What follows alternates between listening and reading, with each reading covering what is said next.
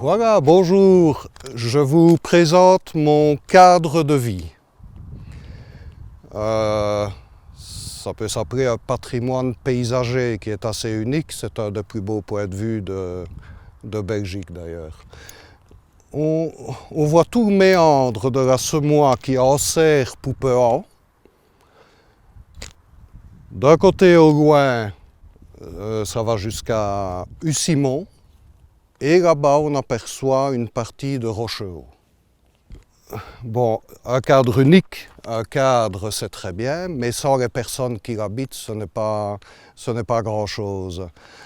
Je m'efforce de connaître convenablement les personnes d'une région et comment mieux les connaître qu'à travers leur langue. Ici, on a la chance à Poupehan que beaucoup de personnes, évidemment parmi les plus âgés, parlent encore le wallon. Il est d'ailleurs nécessaire de conserver ce patrimoine oral. Ce n'est pas facile. Il y a certaines initiatives, j'en parlais tout à l'heure, à Vaux-sur-Sûre par exemple, au mois de février cette année-ci, ils ont inauguré une série de plaques de noms de rues avec une version wallonne. D'autre part, ça fait déjà plusieurs années que la commission de toponymie a son mot à dire pour la nomination de nouvelles rues. On tient souvent compte du wallon. En 2018, récemment, la Fédération Wallonie-Bruxelles a mis sur pied le projet Ma commune dit oui aux langues régionales. Et il y a plus de 40 communes dans notre Wallonie qui ont répondu oui. Les grandes villes comme Liège, Namur, Tournai. Dans notre province, il y en a 7, dont notamment Saint-Hubert, Tenneville et Virton. Pour en revenir au nom de rue dans la commune de Bouillon, il y a quelques exemples, heureusement. À Corbion, nous avons la rue de la Hatte. La Hatte, c'est un hêtre dans le wallon local. On a à Bouillon rue de la Vanne. La vanne servait à stopper le bois flottant. À Mogimont, la rue de la Périre. Tout ce qui est Périre, Pirois et compagnie, ça a rapport aux carrières. À Noirfontaine, la rue du Culot. À Poupehan, la rue du Petit Culot. Tout ce qui est Culot, Culé et compagnie, il n'y a rien de bien grossier là-dedans, ça veut dire tout simplement c'est à l'extérieur, c'est au cul, c'est au bout de quelque chose. Alors, depuis une quarantaine d'années, je note les expressions wallonnes. Je les ai répertoriées, j'en ai mis 500 par écrit. Ce qu'il y a de spécial là-dedans, c'est que j'ai pris environ 243, je pense que c'est le chiffre exact qualificatifs français, que j'ai mis par ordre alphabétique. C'est-à-dire que quand on veut donner une expression sur quelqu'un de grand, de petit, de gros, de distrait, d'avare, eh bien on va voir par ordre alphabétique et on trouve l'expression wallonne pour le dire. Alors, deuxième chose un peu plus spécifique, j'ai tenté d'expliquer chacune des expressions. Ce qui ouvre la voie à beaucoup de choses. On part vers l'histoire, vers la géographie, vers le social, vers l'économie, un peu vers tout. Alors, comme nous sommes ici, le long de la vallée de la Smois, je vais commencer par une expression que la plupart des Wallons connaissent encore, c'est-à-dire le petit qu'on spotch. Ça va, elle est assez facile, c'est toujours le petit qu'on écrase. C'est-à-dire le gros pêchon qui mouille le petit. C'est toujours le gros poisson qui mange le petit. Il y en a une que j'ai eu du mal à expliquer, c'est de quelqu'un qui est ventru, qui a un beau ventre. On dit il est en vête comme une bachoule. Et il a un ventre comme une bachoule, on dit ça pratiquement que dans la région ici. C'était le panier en osier du pêcheur, où il mettait son matériel, le poisson, qu'il tenait souvent. Il l'avait en bandoulière, il pouvait placer ça à l'arrière, mais qu'il ramenait sur l'avant, ce qui lui donnait cet aspect ventru. Si je continue le long de la Smois, il y a une autre expression qui dit d'un beau dormeur, il dorme comme un sonneur de cloche. Il dort comme un sonneur de cloche. Et j'en viens à Sugny, par exemple, où c'est l'occasion de parler d'un témoignage que j'ai recueilli en 2010 à propos du dernier sonneur de cloche à Sugny. Et j'ai toutes les variantes de sonnerie pour les différentes occasions. Un seul exemple, quand les gens étaient au champ qu'il y avait un décès, le glas n'était pas le même pour un homme que pour une femme. Donc déjà, les gens, en entendant sonner, savaient si le décès, c'était pour une femme ou pour un homme. Voilà quelques exemples dans le coin. Ici, j'en avais d'autres en tête, mais qui m'échappent un peu. Mais la Smois nous parle, les gens nous parlent. Voilà, pour trouver des expressions, nos aïeux se sont évidemment inspirés de leur milieu environnant. Alors quand on regarde une rivière, surtout en Ardennes, il y a des pierres partout, c'est caillouteux, il n'y a que ça. Alors de quelqu'un qui est un lourdeau, on dit il ne trouverait déjà une pierre au fond de l'eau. Il ne trouverait déjà pas une pierre au fond de l'eau, ce qui est un comble évidemment, il faut vraiment être très lourd pour ne pas y arriver. Voilà, alors une expression à propos d'un trouillard. Vous allez voir par après le rapport avec un moulin. De quelqu'un qui est vraiment trouillard, on disait il aura une faïne entre les fesses qui la sort trop de la huile. Il aurait une faine entre les fesses qui la sortirait de l'huile. Je ne sais pas si vous avez déjà vu une faine, c'est tellement petit. C'est vrai que c'est fort huileux. Pour presser ça, il faut déjà, il faut vraiment être trouillard. Alors, à propos de ces faines, anciennement, on s'amusait à récolter, c'était surtout une mission pour les enfants, à récolter les faines. Il en fallait 1 décalitre pour faire 1 litre d'huile de faine. Les moulins s'amusaient à moudre cela, certains moulins du moins. Et c'est de là, on faïne, c'est donc une faine, et de là dérivent tous les noms de villages en Feilly. Feilly-Léveneur, Gros Feilly, Petit Feilly, Beau Feilly, etc. etc. Les noms de famille, Feilly, De Feilly, Du Failly, les noms de rue avec Fayet et compagnie. Alors, tant qu'on est dans les vieux moulin. Ici, évidemment, ce n'est pas le vieux moulin. Il a été reconstruit à l'emplacement du moulin de Poupean. Nous sommes dans un monde de pierre ici en Ardennes. On dit aussi de quelqu'un qui est traditionnaliste, il veut dire la pierre comme Charlemagne les plantait. Il veut toujours laisser la pierre comme Charlemagne l'a plantée. C'est de quelqu'un qui ne veut pas changer ça.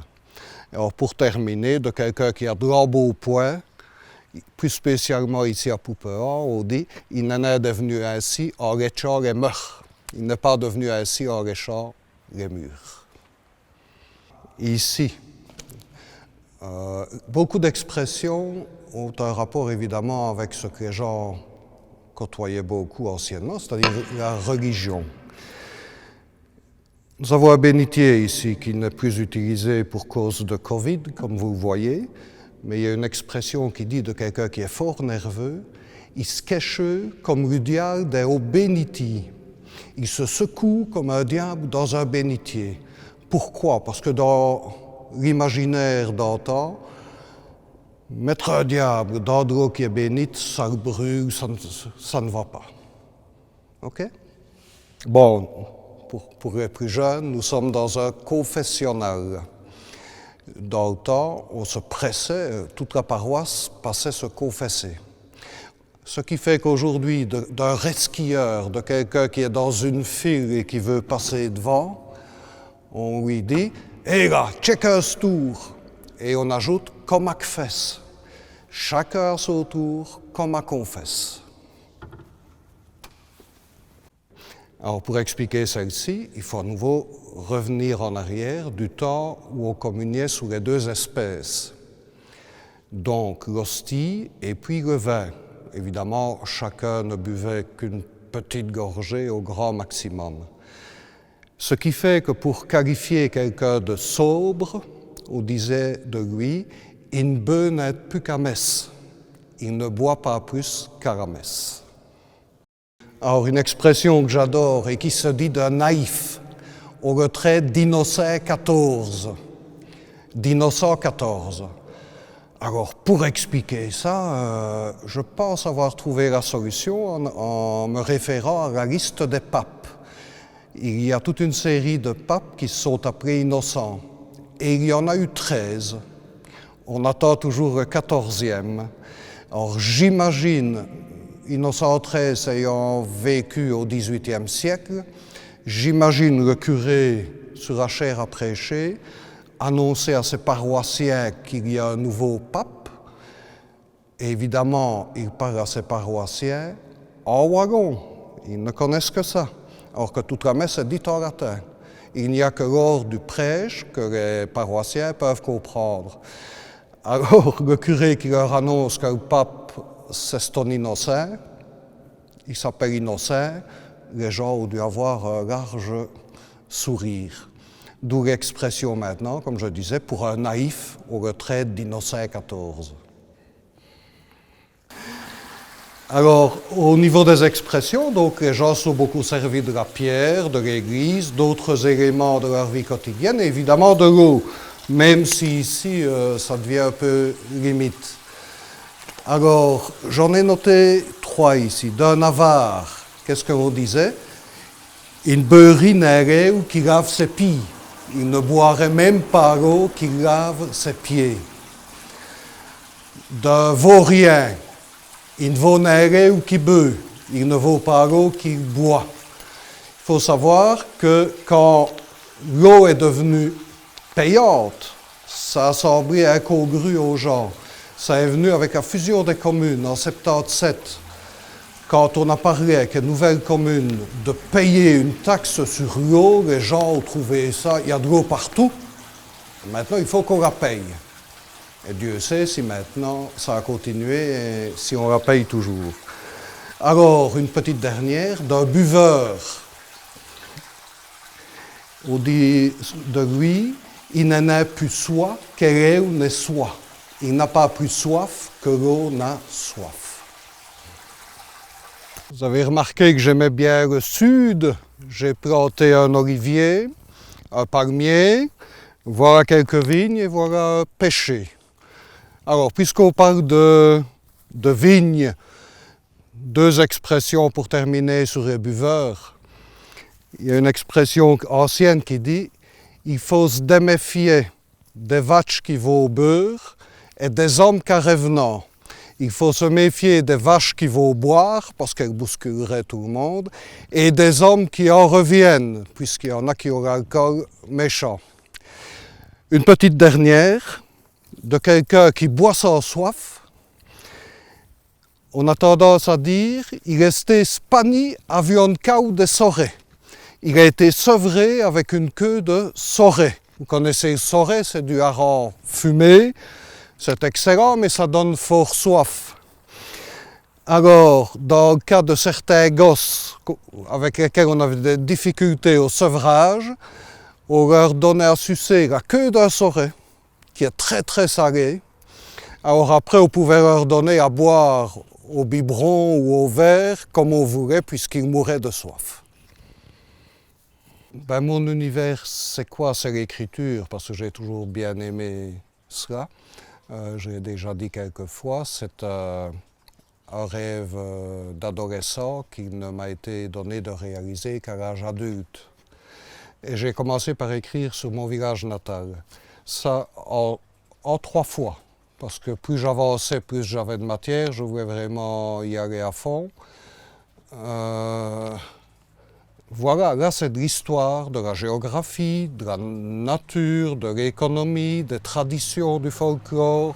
C'est un peu un ensemble, mais enfin surtout une œuvre d'historien. J'ai voulu changer de genre, si je puis me permettre, et passer au roman.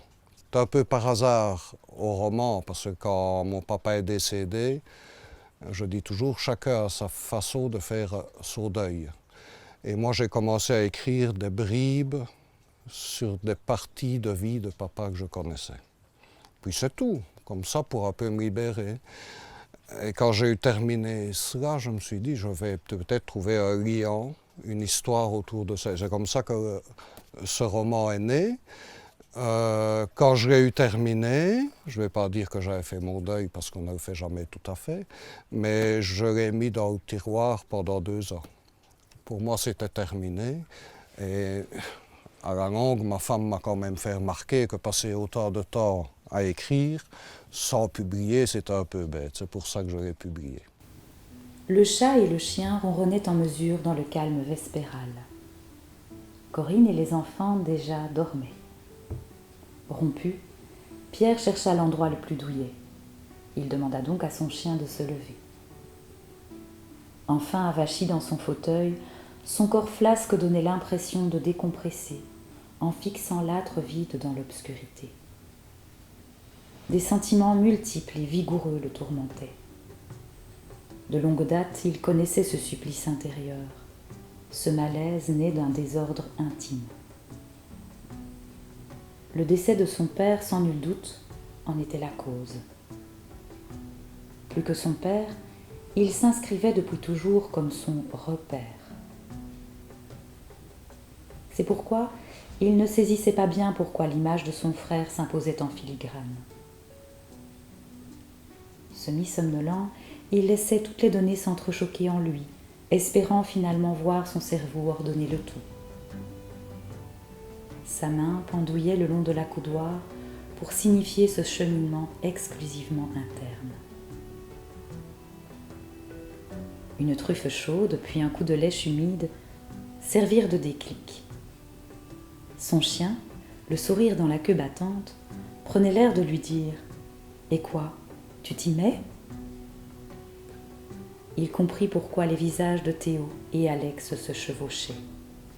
Où et comment son père avait thésaurisé ses conseils en vue d'aujourd'hui. Introverti de nature, Pierre eut recours à l'écriture pour agencer le tout. Ce n'était pas la première fois, mais cela faisait longtemps, trop longtemps.